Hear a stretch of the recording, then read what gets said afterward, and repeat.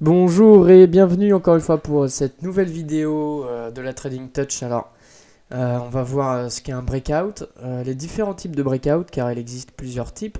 On a le breakout de continuation et le breakout de retournement. Alors, je vais commencer par le breakout de continuation. Et déjà, je vais vous expliquer un petit peu quelle est la principale caractéristique pour reconnaître un breakout. Alors, pour qu'il y ait un breakout, il faut que le marché soit régi par une droite de tendance, une trend line. Donc par exemple, ça peut être dans un marché où il va y avoir un canal de trading à la baisse. Le marché va taper sur une résistance oblique et va descendre à chaque fois. Et lorsque le marché va casser cette résistance, va passer au-dessus, il va y avoir un breakout à la hausse et donc un signal d'achat provoqué.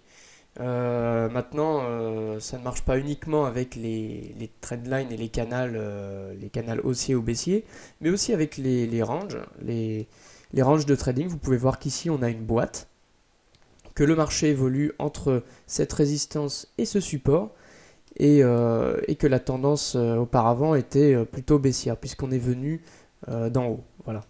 On est venu d'en haut et le marché pendant beaucoup de temps, parce qu'on est quand même en données journalières, depuis 12 septembre 2014 jusqu'au 10 mai 2016, vous voyez, donc pratiquement 2 ans, le marché était en range ici, entre ces niveaux, et on a cassé ce support ici le 9 mai. Vous pouvez voir le 9 mai 2016, cassure du support, et donc là on a un breakout. Alors le breakout, on va chercher à le confirmer. On va chercher à le confirmer avec les volumes. Les volumes, vous les avez en bas ici, et vous pouvez voir qu'ils sont relativement faibles durant tout le range de trading. Bon, des fois plus forts que d'autres, mais toujours est-il que les volumes ne sont pas extraordinaires sur ce titre qui est 21 Vianney Group. Et lors du breakout, vous pouvez voir qu'ici on a quand même plus de volume fait. Euh, c'est assez intéressant de regarder ça parce que ça va nous confirmer avec quel dynamisme en fait le marché casse un niveau. Si le marché casse un niveau et qu'il y a zéro volume, bah on va se dire que c'est une cassure qui n'a pas été suivie, qui n'a peut-être même pas lieu d'être en fait. Et donc on va chercher tout le temps à confirmer les breakouts avec les volumes. Et vous pouvez voir qu'ici on a quand même un fort volume fait sur le titre. Et si on met notre curseur comme ça, on voit que ça faisait bien longtemps qu'on n'avait pas eu de tel volume. On va observer quand depuis le début du range. Vous voyez, ici, là, c'est les seules fois, bon, à part ici, mais là, on entrait dans le range. Ici, on a eu des forts volumes, mais c'était au tout début du range. Alors, ça va nous donner un petit peu le tempo, nous dire avec quelle force le marché casse, en fait, un support ou une résistance. Donc voilà pour le breakout de continuation. Donc c'est tout simple, hein, vous avez une tendance baissière, le marché rentre dans une boîte, casse cette boîte dans la même direction que la tendance initiale. Donc ça marche aussi à la hausse, hein. Le marché aurait pu venir d'en bas, faire une boîte et casser par le haut. Dans tous les cas, on a un breakout, et je sais que les breakouts, il y en a qui travaillent uniquement avec ça, hein. Quand on arrive à bien les identifier et à ne pas tomber dans les fake breakouts, c'est-à-dire des faux breakouts en fait, eh ben on peut tout à fait s'en sortir. Et j'ai envie de dire, on peut même confirmer en plus des volumes avec un indicateur technique, comme par exemple le RSI, qui va nous dire si le marché vraiment est dans recommence une tendance finalement. Alors on va s'amuser à se mettre en hebdomadaire, ça va être sympa. Alors, vous pouvez voir qu'ici, par exemple, là, regardez, on a quand même des gros volumes, hein, dans cette semaine. Alors, je vous conseille de plutôt vous mettre en hebdomadaire quand vous faites du swing. C'est plus... Voilà, ça correspond plus au style de trading puisque en intraday, même en données journalières, en fait c'est l'intraday qui va gérer notre chandelier journalier, et en intraday ça peut être extrêmement volatile. Alors qu'en hebdomadaire on va avoir un certain équilibre quand même qui va se faire, et ça va être plus clair. Vous voyez qu'ici quand même la cassure est beaucoup plus claire.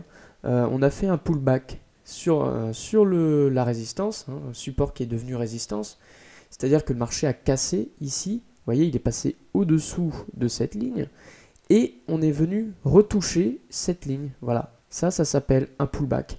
Alors, quand vous tradez un breakout, vous pouvez choisir de vendre par exemple là directement à la clôture ou à la réouverture du prochain chandelier, donc à ce niveau-là.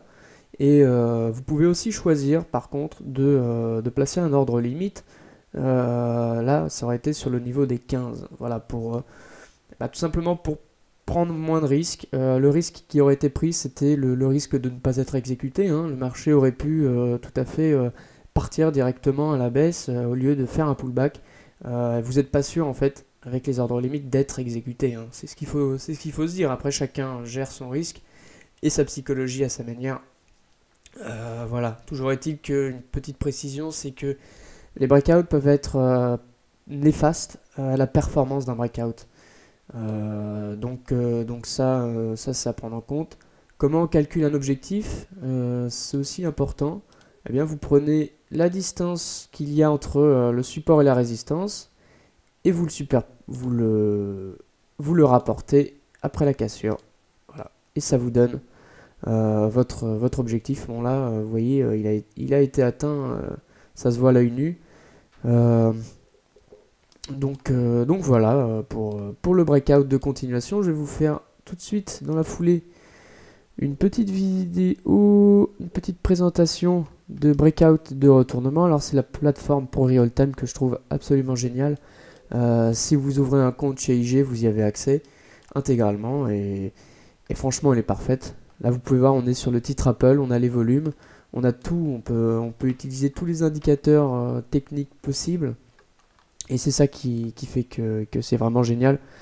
Là, regardez, on a eu une tendance baissière, titre Apple, hein. Tendance baissière, on est en journalier, on fait du range, là, voilà, on est dans une boîte, une pseudo-boîte.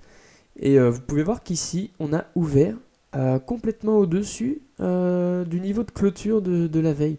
Alors ça s'appelle un gap. Alors j'en ai pas parlé ailleurs, mais j'en profite là pour vous dire ce qu'est un gap. Un gap, c'est quand on ouvre, le marché ouvre à un prix différent du prix de clôture précédent. Ça s'appelle un gap et on en a partout. Regardez, là le marché clôture ici, on ouvre là, c'est un gap. Alors après, on a des gros gaps, on a des petits gaps, on a des gaps de continuation, on a des gaps de retournement. Bon, je vais pas trop m'attarder là-dessus, mais tout est dans le nom, hein, bien évidemment. Là, vous voyez qu'on a, notre range, notre boîte, et que le marché ouvre au-dessus. Il ouvre au-dessus avec des gros volumes. Et ça nous intéresse. Ça confirme un petit peu notre idée principale qui est de confirmer nos trades. On va pas se jeter dans la gueule du loup, si j'ose dire. On va chercher à être plutôt sûr, à avoir une certaine conviction dans nos trades. Et vous pouvez voir que ça aurait bien porté ses fruits quand même. Alors, certains auraient pourquoi pas acheté directement là, hein. À l'ouverture, on se serait pris quelques points contre nous. Mais après, quand on est dans une optique de swing, à la rigueur, c'est pas très grave, hein. Notre stop aurait été en tout cas placé sous la droite de support ici, et on n'aurait pas été exécuté. Mais on aurait quand même fait des bénéfices. J'ai pas eu la curiosité de mettre un hebdomadaire. Ah ouais, mais je sais plus où était la configuration. Bon, c'est pas grave. Ah, elle était là à mon avis. Je ne sais pas. À mon avis, c'était ici. Ouais, on avait. Mais bon, en hebdomadaire, c'est pas. Ça nous donne rien de concret. Vous voyez, là en journalier, c'est assez propre, hein. On oscille ici et bim, on repart. Breakout de retournement. Pour calculer l'objectif, c'est pareil. Vous vous rapportez la distance qu'il y a entre le support et la résistance au moment du breakout, et vous reportez ça en haut, et vous avez votre objectif. Voilà, j'espère que vous aurez compris ce qu'est un breakout de continuation et un breakout de retournement. Je vous remercie et bonne visite sur la Trading Touch.